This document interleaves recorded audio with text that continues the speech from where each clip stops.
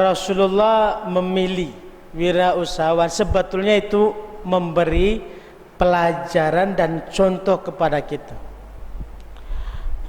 Dalam Al-Quran sendiri, kalau bicara tentang kehidupan, mencari rizki, itu hampir 90% tentang perniagaan.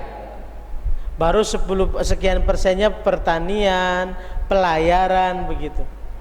Jadi artinya di sini menunjukkan agar kita itu bergerak terus. Yang kedua, tantangan menjadi wirausahawan itu adalah tantangannya cukup berat. Dan tantangan yang kita hadapi sekarang adalah blok mental. Jadi mental kita ini sudah diracuni dulu sehingga seakan-akan tidak sanggup untuk melakukan perubahan.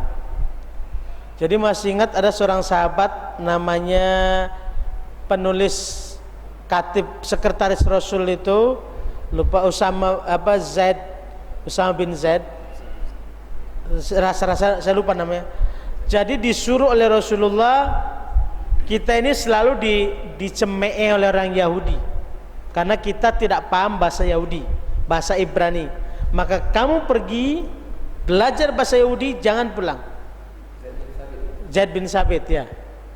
Akhirnya belajar 17 hari dia belajar, bisa bercakap bahasa Yahudi, bisa nulis tulisan Yahudi. Apa bedanya dia dengan kita? Dia sanggup melakukan perubahan dengan 17 hari. Tadilah mau untuk mengambil resiko,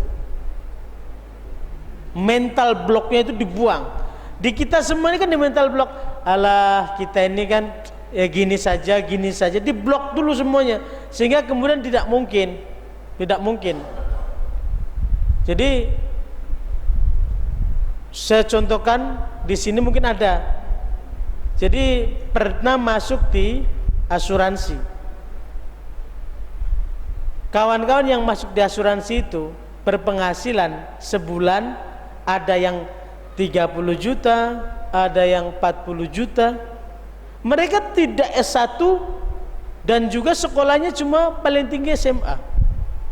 Cuma dalam kenyataannya mereka yang menjadi seperti itu dari bukan kita muslim. Orang kita muslim paling tinggi 20%. Sisanya orang salib semua, non muslim. Nah, coba bayangkan. Memang apa mental bloknya itu sanggup dibuka, sanggup mengendalikan resiko. Kita itu kan di situ. Kesanggupan untuk mengendalikan resiko, ketika diberi kesempatan malah menyeleweng. Itu yang penyakit besar yang kita hadapi bersama. Jadi sebetulnya yang diperlukan oleh kita sekarang itu perubahan. Memulai. Kapan? Al-an, kata Al-an, sekarang. Jadi waktu itu Umar berkata, ya Rasulullah, inni uhibbuka, saya mencintaimu, tapi saya lebih mencintai keluargaku daripadamu. Kata Rasulullah, ya Umar, engkau mesti lebih mencintaiku dari segala-galanya. Ya Rasulullah, kalau begitu saya lebih mencintaimu dari segala-galanya. Tapi kapan ya Rasulullah? Dijawab oleh Rasul, al-an, sekarang. Maksudnya mulai dari sekarang.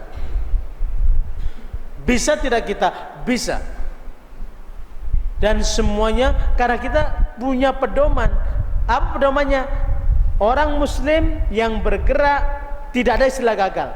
Mungkin di dunia tidak mendapat, tapi akhirat Allah akan sediakan pahala yang lebih daripada apa yang kita dapatkan di dunia. Nah, ini satu. Jadi perubahan itu mulai dari kita, dan itu yang Rasulullah lakukan, perubahan.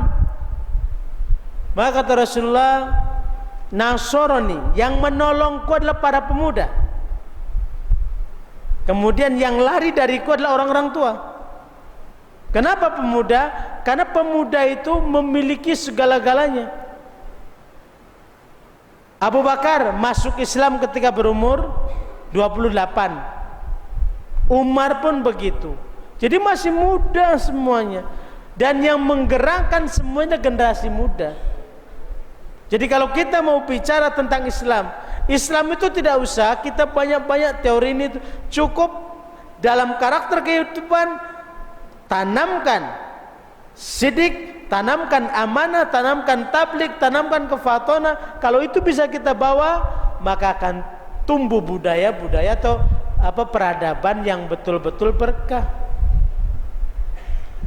Kalau ditanya kejujuran, kita yang paling tidak jujur. Kalau dibicara amanah, kita yang paling banyak koruptor. Kalau dibicara tabligh, kita yang paling banyak omong, tapi nggak pernah berdata. Kalau dibilang fatona, kita yang paling banyak mencontek tadi. Jadi begitu semua ke kita semua. Padahal ajaran itu semua bertentangan dengan ajaran kita. Jadi kembali, kenapa banyak dalam masalah usaha? Karena sesungguhnya di usaha itulah kita akan tahu makna sebuah kehidupan. Karena cabarannya cukup berat. Saya kira itu.